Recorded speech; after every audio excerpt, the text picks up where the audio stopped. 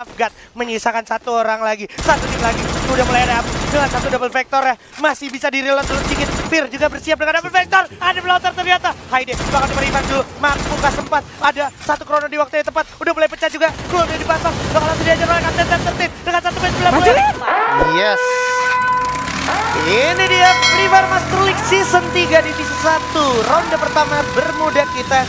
Pesawat bakalan mengudara dan juga lepas landas dari arah kanan menuju kiri, yaitu Pulau Mil dan juga Keraton menuju ke arah Observatory. Kebetulan Katulistiwa ada Blue Zone dan Aura bakalan bersinggah ke area Mil. Onyx seperti biasa main ke area Capton. Nih ada teman-teman DG yang Sentosa Gaki. Nggak ada yang nyamperin ke Sentosa ternyata. Ini masih ronde pertama mungkin ya. Masih pemanasan dulu, masih dilihat ini. Bermudanya siapa sih yang kira-kira memperebutkan Sentosanya? Karena kalau gue denger-dengar dari sentilan-sentilan teman-teman kemarin, Sentosa tuh lumayan banyak diperebutkan. Wah, ini juga cukup menarik. Dimana kalau kita perhatikan di arah atas map ada EVOS Sport yang biasanya turun Observatory dan juga ada The Prime yang juga turun di Observatory. Tapi kali ini si EVOSnya ngambil si Piart. Ini benar-benar bikin gue flashback ke season 2 sebelumnya, di mana EVOS turun di Observatory terus ditabrakin sama Red Bull Rebellion di arah si Piart. Jadi dari si Piart bisa aja ketemu di graveyardnya nantinya. Iya, dan sepertinya Sentosanya ternyata diisi juga tetap dengan teman-teman dari DG Esport. Dan ini dia, sepertinya teman-teman kita semua yang mendapatkan drop zone-nya belum ada yang bersinggungan juga, masih tetap aman tentunya untuk di match pertama kita, yang kemungkinan mungkin bisa jadi ini bakal langsung rotasi cepat juga. Mengingat EVOS Sport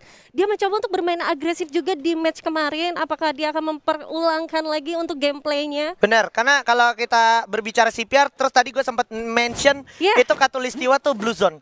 CPR ke Katulistiwa tuh available-nya lumayan tinggi gitu. Daripada lu ambil resiko ke arah Observatory, mendingan lu coba ambil Blue Zone-nya langsung. Karena tadi gue lihat nggak ada yang turun di Blue Zone gitu. Dan Boom sendiri juga sebenarnya punya potensi langsung ke Blue Zone kalau mereka mau. Tapi kalau seandainya mereka lebih ke arah holding position, gue rasa chance-nya cukup besar. Dan ada yang udah stay di area hanggar, udah langsung menggunakan satu launchpad-nya. Ada Dix di sini, udah ada di atas genteng hanggar ternyata. Dan udah ada satu tim lagi, Baby Moon. Iya, dan ini gue rasa sepertinya teman-teman dari The Prime Esport langsung aja mencoba untuk memvisionkan posisi mereka ke arah Not. Dan juga di sana ada teman-teman dari Sesmizu, yang gue rasa teman-teman dari Sesmizu ini cukup lumayan berjarak ya untuk merekanya sendiri. Benar, nggak mau terlalu ambil resiko. Mereka sadar mereka lagi ada di pemuncak klasemen dari grup kecil mereka. Jadi kalau seandainya mereka rata 4 orang di awal game, bukan satu hal yang cukup menguntungkan untuk mereka. Mengingat mereka sekarang objektifnya lebih ke arah konsisten, jaga placement point gitu ya. Beda cerita sama tim-tim yang emang lagi berkutat untuk merebut poin sebanyak-banyaknya seperti itu. Iya, apalagi grup A ini benar-benar dinamis. Benar-benar masih bisa untuk disusul juga nih. Walaupun Boom, sekalipun Boomnya itu yang paling bawah, itu masih bisa ada chance untuk mencoba untuk membalikan posisi, andaikan dia konsisten nih sampai ke match akhirnya nanti. Benar, dan ini berbicara Sesmizu, kita berarti juga berbicara Onyx Olympus dan juga berbicara teman-teman dari Airwolf dan juga Post Nightmare.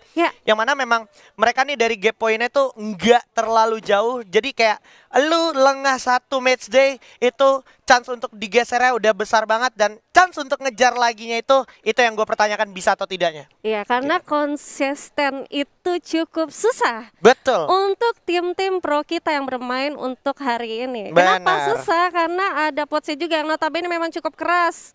Untuk cepat banget, bahkan lebih cepat juga untuk tim-tim lain. Kalau ketemu dengan potsnya itu langsung aja dibabat habis. Benar. Ini juga terlihat dari gaya main The Prime ya, dimana The Prime tuh biasanya stay dulu lama di Observatory. Paling nggak kalau dia udah kelar dari Observatory, dia main-main ke graveyard dulu atau mungkin bisa langsung ke Katul. Tapi kali ini dia bakalan lebih memilih untuk langsung coba make sure di area hanggar ini ada orang apa enggak. Dan kita perlu ingat juga di area ini ada teman-teman Bos Nightmare yang biasanya ke Rim 6 dan juga mungkin ada Island of God di area Clock Tower, bener aja. Jadi masih sangat besar, dan ini dia langsung bertemu seorang Heyo dengan double vector. Udah berhasil dapetin satu Not dan terculik. Sayang sekali, sangat instan dan sangat singkat, langsung dihabisi begitu saja seorang Not. Dan kali ini Baby Moon. Iya, sepertinya dari teman-teman The Prime sudah cukup pede juga sih. Mereka melakukan looting cepat ke arah Observatory, sedangkan di sini kalau gue lihat juga dari Heyo-nya sudah mendapatkan double vector.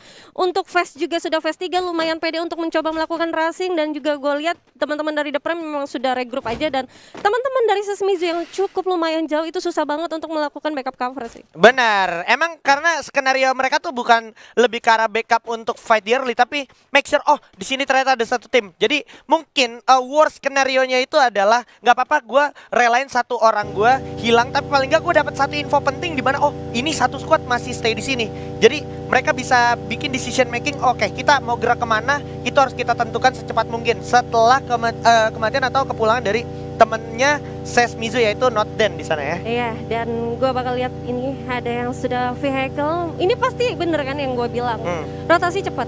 Yeah. Rotasi cepat yang kemungkinan dari Onyx Olympus ini oke, mereka konsisten, tapi mereka juga mungkin akan bermain untuk point kill juga bisa jadi. Karena kalau untuk poin sekarang ini cukup membingungkan gak sih kalau kita bisa lihat yang placement juga bisa di atas, yang poinnya kill juga banyak masih bisa juga di atas. Ini bener-bener sangat-sangat imbang sih kalau gue bilang. Sangat-sanget imbang dan perlu dinotis juga Onyx itu lagi ada di pemuncak klasemen. Dia harus sadar ketika ketemu C, dia sadar di Clock Tower itu bukan cuma ada Elon of God, tapi chance yang ada di Clock Tower juga itu Boss Nightmare. Boss Nightmare tuh masih ada di area Clock Tower, di area Rim 6 dan juga Hangar. Jadi sebenarnya dia gerak ke arah sini tuh agak-agak sedikit gue pertanyakan juga. Dan kembali kita melihat pattern yang sama dari Bigetron Beat yang bermain di atas Factory. Atas Factory Gaki, karena udah ada teman-teman dari Rasuga Veda juga yang sepertinya akan coba join. Dan harusnya mereka sadar tidak cuma hanya teman-teman dari Bigetron, ada siapa lagi nih Baby Moon? Ada Boom Esport tentunya kan. Kalau gue bilang juga nih ya, teman-teman dari beberapa tim langsung aja ada open firing tuh. Untungnya masih bersama Dewi Fortuna, seorang Ajix masih dilindungi sama satu shield krononya. Perlahan tapi pasti juga dua player dari Boom coba join, tapi Beyond dengan kekuatan satu frag grenade langsung menumbangkan 3 para pemain dari Aura. Bakalan coba langsung turun dulu Lord dengan double vector ya, menyisakan satu Amek aja sama PWC. Udah berhasil terimbang, langsung coba diras serangan jarak dekat tak teridarkan lagi untuk Aura, dicari oleh seorang Yoge. PWC udah jatuh, menyisakan satu Amek aja, mampukah Amek bertahan dan selamat dari genggaman Love God yang memang lagi berada di pemuncak klasemen bersama dengan DG Sport. Perang satu grup lagi-lagi tak terhindarkan. Dicari di mana sisanya, langsung digerus habis satu magazine untuk PWC dan masih tercium kehadiran seorang Amek di samping Baby Moon. Ya, satu granat masak berhasil untuk knockdown 3 orang sekaligus. Dan gue rasa di sini dari Amek dia harus objektif aja. Dia tahu nih, walaupun dia tadi mengantongi medkit yang cukup lumayan, tapi belum tentu mereka harus memenangkan fight-nya. 1 lawan 4 itu cukup impossible banget. Ya, 1 lawan 4 cukup impossible. Dan teman-teman dari Elon of God dia sadar dia nggak mau tinggal diam. Dia bakal cari di mana sisanya. Lord dengan double vectornya juga udah cukup mengancam jiwa. Amek bersiap langsung diadu aja sama Lord. Buka krona di waktu yang tepat, satu Lord udah jatuh. Bukan malah reload dikit. Ini dia kekuatan Amek. Langsung ngegeris 2 orang. Tapi pada era Aura pun harus jatuh. Tumbang di peringkat ke-12 di ronde pertama di tangan Onyx Olympus. Di Island of God, karena di sini juga udah ada Onyx Olympus ya. Ya, Onyx Olympus di sini berhasil untuk men-knockdown 2 orang, Beyond dan juga Lord. Tapi mengingat ini peperangan jarak jauh masih bisa change banget IOG-nya untuk mencoba melakukan revive dan mencoba untuk reset lagi. Dia juga cukup mempunyai lootingan yang banyak harusnya. Dia tadi sudah turun di area Clock Tower, langsung menuju ke pinggiran. Dan yang gua rasa ini Aura cukup rotasinya jauh banget. Dari arah Mil, mereka langsung ke bawah banget, ke pinggir bawah. Ini yang gua bingungnya, Aura tuh dia objektifnya apa gitu? Dia rotasi cepat.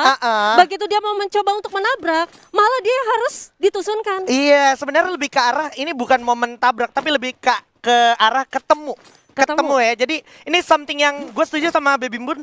Cukup dipertanyakan, lu dari Mil sejauh itu ke area Clock Tower dengan objektif yang menurut gue belum terlalu menjanjikan. Kenapa nggak terlalu menjanjikan? Circle 1 itu masih sangat blind, bisa mental kemana aja. Jadi kalau lu ambil checkpoint di sana nggak terlalu bijak dan itu terjadi, mereka rata dan kita bakal move on. Ini ada teman-teman dari DG Sport yang udah siap menyusuri area atas, tapi ketemu sama teman-teman dari Aerowolf. Bakal dibalas diadu, Black sendirian, udah jatuh Blacknya oleh Abah dengan double vector ya. Tapi kali ini nggak ada kehadiran dari Kapten Alcyon, sepertinya lumayan berpengaruh. Tersisa 3 para pemain dari Aerowolf bakal coba mengejar ketertinggalan setelah kehilangan 1 orang Black. Bakal coba dicari di mana sisa para pemain dari DG Esport. Udah dikasih frag grenade tuh, meledak dan bagus sekali, kena diri sendiri Jafra. Nice move, bakal coba dibuka glow untuk pertahanan dirinya juga. Aerobank, Jans dan juga satu orang lagi yaitu Koje bersiap untuk melawan dan juga membeli serangan yang datang dari arah DG Sport. Loncat dengan seorang Abax, setengah darah Hule hilang. Bakal coba di jump shot lagi, mundur lagi, glue oleh masih ada. Bagus dari seorang Jazz, dibuka Chrono juga untuk pertahanan diri. Faris dari samping bakal coba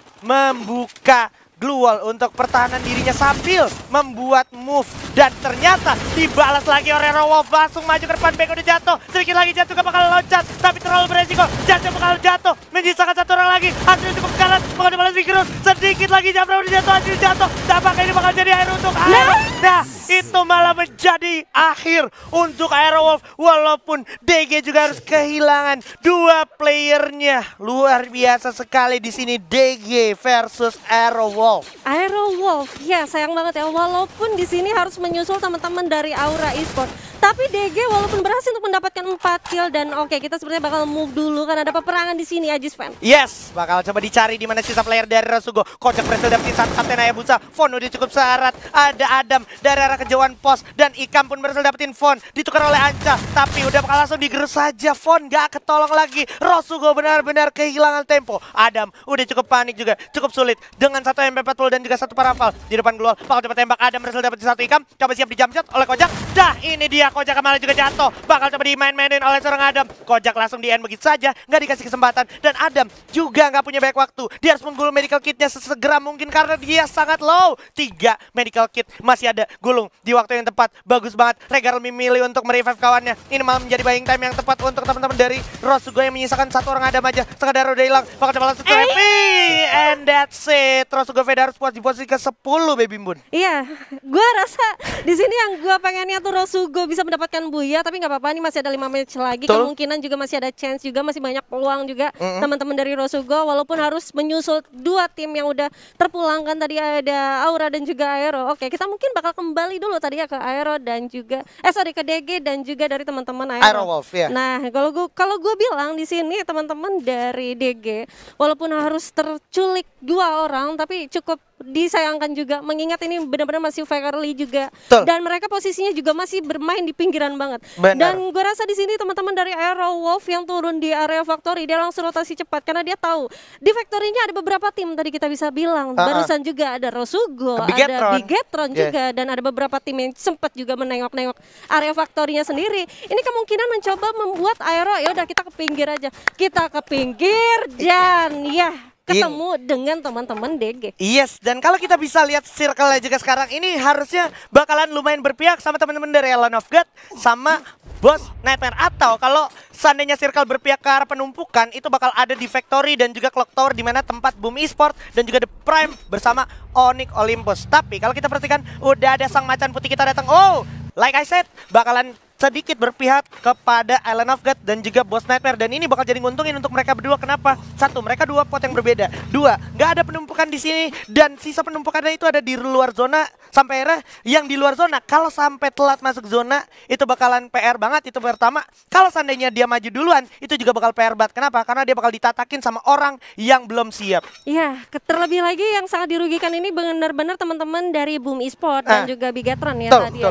Dan juga DG Esport. Kenapa gue bilang DG Esport? Karena dia tersisa 2 orang lagi-lagi. Walaupun dia tadi harus terculik dan sempat mencoba ngeriset lagi ngeluting. Kita bisa tahu nih Aero tadi lootingannya di area factory dan dia langsung mencoba main pinggiran. Belum tentu juga untuk segi lootingan itu sangat kaya. Ini sangat cukup dirugikan. Yes. Dan kalau kita beralih ke arah Kapten Sam 13 tadi, sebenarnya kita bisa lihat di mana Kapten Sam 13 udah mulai aware sama kemampuan dan kekuatan timnya. Dia sadar semua player dari FFML Season 3 Divisi 1 ini kita udah sangat kuat. Jadi masih ada chance untuk mereka jatuh. Dia membawa Capella untuk tambahan healnya. Dan sekarang terlihat juga penumpukan cukup menarik. Di mana ada Kezal. Lagi-lagi The Prime bertemu bakal dengan Evos. Terculik satu oleh Woodpecker. 05 berhasil dapetin Jojo. Dihabisin begitu aja Jojonya. Tapi dari jauh The Prime benar-benar bikin kesel. Centang Verified di sini juga sudah mulai menataki habis pemain dari Evos. Lari-lari di luar zona. Di balik satu vehicle. Coba tatakin habis. Masih ada Heyu juga dengan satu Woodpecker. Bakal coba dicari juga bersama Limzi di sini. Mencari sisa player yang ada. Jars juga berhasil dapetin Marley. Dari arah kejauhan I'm God berhasil dapetin Kezal. Ternyata Marley harus tumbang oleh Jars dengan grozanya. Para pemain dari Evos harus menarik diri dulu dengan satu vehicle yang masih mereka punya. Iya, dan teman-teman dari Evos Esport di sini bakal mencoba untuk rotasi masuk ke dalam melewati zona luar, dan gue rasa di sini ada vehicle yang sangat diuntungkan, tapi hati-hati karena di dalam sana udah ada tim-tim yang harusnya sudah ditunggu, dan ini dia. Itu dia, Evos berhasil dapetin satu player dari SES dan juga Alnova berhasil fight melawan Onyx, dimana Onyx juga bakal jatuh di sana. Udah diadu lagi begitu saja, Zik sial, itu dia juga bakal terkenok dan begitu saja menyisakan 2 orang lagi. Ada Greg Rinet, aduh tumbang, bakal langsung diledakkan begitu aja. Lau, jump shot, meta shot kiri kocok, tapi sulit banget menyisakan satu. Kapten Wiza, sang pembalap kita tidak mampu melawan kekejaman dari Boom Esports kali ini. Sayang sekali Onyx kali pun harus posisi ke-9. Mr. Cross 5 tereliminasi, DG Esports juga harus tereliminasi. Kekejaman dari Bareta Ikam benar-benar menghabisi DG Esports. SES Mizu juga ternyata harus puas di posisi ke-7. Masih ada The Prime yang bakal bertemu dengan para pemain dari Boom, dan juga Boom harus puas di posisi ke-6 karena harus fight melawan The Prime Esports kali ini, Bim Bun. Iya, ini benar-benar peperangan antar luar zona ya, karena di dalam zonanya tuh masih ada aman nih, ada Boss Nightmare tentunya. Boss Nightmare ya oke, masih santai, lu perang aja dulu, gua nanti bagian air gitu. Dan kita bisa lihat tersisa 5 tim sudah. Yang tadi tuh masih cukup lumayan banyak orang banget. Dan ini dia, sepertinya ada Fearless yang bakal mencoba menatakin teman-teman dari EVOS Esports. Iya, seperti yang gue bilang, ini bakal jadi emang nguntungin buat Boss Nightmare karena nggak ada penumpukan di sana. Jadi Boss Nightmare tinggal natakin siapapun yang coba mendekat. Sekarang mereka udah coba jual beli serangan, tapi ada sebuah kebijakan yang cukup bijak dari teman-teman Boss Nightmare. Mereka menarik diri, mereka sadar ini nggak worth it perang seperti itu dengan kompon-kompon yang minim, dan mereka juga sadar mereka udah objektif banget. Mereka dapat zona yang cukup leluasa untuk mereka dan juga placement point mereka yang harus dituntut untuk konsisten. Sementara kita berbelok sedikit ke arah BTR yang juga udah siap melawan pemain dari Bos. Sudah ada Haide dengan AWM-nya berhasil dapetin 1 orang Anca. Regar juga langsung merasakan panasnya peluru yang datang dari arah sebelah kiri. Dari jauhan ada Ellen of God, bakal balas dia aja oleh MK. Si bocil Vector, Bigetron B juga harus puas di posisi ke-5. 4 tim tersisa, bakal lari-lari dulu Kapten Riza. Dibuka keluar juga untuk pertahanan diri. Sekali lagi, gue bilang di sini Boss Nightmare bersama Dewi Fortuna bakal ada perang Island of God melawan EU dari The Prime. Perang 1 pot C nih bos. Bakal langsung digerus saja oleh seorang Dik. 2 lawan 3, bakal maju ke depan dulu sedikit. Udah digocek dengan 1 double vector. Limzi maju ke depan, menyisakan Bion. Sang Abi Faisal coba gerus saja dengan 1 double barrel dari seorang Dix juga. Masih bisa bertahan. Kuatkah Island of God melawan The Prime? Digocek dikit, ini dia kekuatan top level. Kita gerus. Itu dia Island of God. Sang Abi Faisal berhasil dapetin 1 pemain dari The Prime, tapi udah sulit posisinya. Circle udah jahat, Island of God harus posisi ke-3. Misalkan Evos yang natakin habis para pemain dari Island of God. Menyisakan 1 orang lagi, 1 tim lagi. Udah mulai ada dengan 1 double vector ya. Masih bisa di-reload dulu sedikit. Fear juga bersiap dengan double vector. Ada blotter ternyata. Haide bakal beriman dulu. Mampu gak sempat. Ada 1 krono di waktu yang tepat. Udah mulai pecah juga. Keluar dari dipasang. Bakal langsung diajar oleh Kapten Tertin. Dengan 1 match belah mulai. Maju depan. Udah jatuh 1 orang lagi. Masih ada Fearless. Coba langsung habis begitu saja. Ini dia. Boss Nightmare berhasil mendapatkan buyahnya melawan EVOS Esports di game ronde pertama. Luar biasa. Finally ya, kita bisa lihat dibuka bagus banget dari teman-teman Boss Nightmare yang benar-benar konsisten. Dia turun langsung di arah pinggiran, yaitu Rinem langsung mencoba untuk holding position sampai ke late game, dan gua rasa di sini Boss Nightmare benar-benar bersama Dewi Fortunanya karena dia benar-benar dapetin zonanya banget sampai ke late game. Yes. Dan sekali lagi ini benar-benar something move yang memang sudah sepantasnya dan seharusnya dilakukan oleh Boss Nightmare. Bisa gue bilang Boss Nightmare hanya memainkan peranannya sebagaimana mestinya. Dia fokus objektif ambil zona, nggak mau terlalu terlibat sama perang-perang yang terlalu beresiko, sampai akhirnya